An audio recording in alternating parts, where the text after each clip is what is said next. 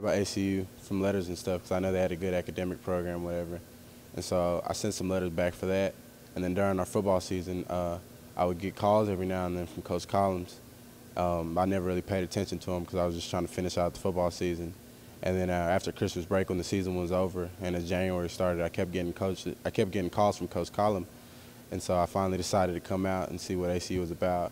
And I came out with my mom, and my mom just ended up loving it. She just fell in love with ACU and what it stood for and stuff like that. And I just saw that, maybe I could play football here. I think what stood out to me the most was when I had my exit meeting with Coach T before I decided I was going to come here. He was talking to us about how the biggest thing to the coaches here at ACU is not how fast you run or the plays you make. It's not about just building you up as a football player, but the first priority is trying to build you up for a man. I just thought that was really powerful because most coaches just try to see what they can get out of you in 4 years, when you got a coach that's trying to actually give back to you for like the rest of your life. I mean, that's a chance that's something you got to take up. But my parents, being Nigerian, they're very strict, and they have really strong morals and really strong ethics, and they're really strong about principles of God.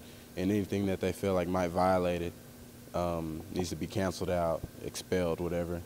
So I remember there was an instance to where I think I was wearing pink, and for some reason they asked me if I was like gay or something like that. And I'm like, no, I'm just wearing a pink shirt. It's just little things like that can blow up to them.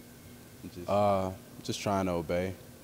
I mean, like my sister, she's probably like the best person. Like whenever there's an argument between me and my mom, she's the common ground that she'll try to sort it out with my mom and sort it out with me. Just try to find like some negotiation to where like, all right, he can wear pink, but not all the time, and maybe I'll make a rule. I don't know, just something stupid. I mean, the best times that we really agree and like there's peace is whenever we try to put ourselves in each other's shoes and try to come to a common ground.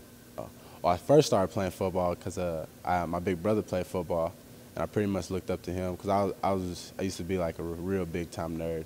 I still say I'm still somewhat of a nerd. I just try to hide it.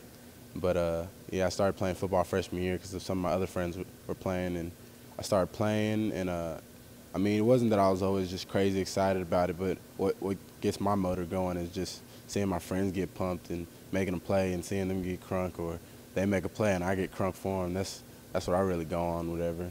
Anything could be a game changer. It helps you get the focus off, because a lot of times you got football players that all about themselves, and so they're constantly trying to focus on this and that. And they don't feel like they can ever lean on anybody. But I'm someone to where if you need somebody, I'm here.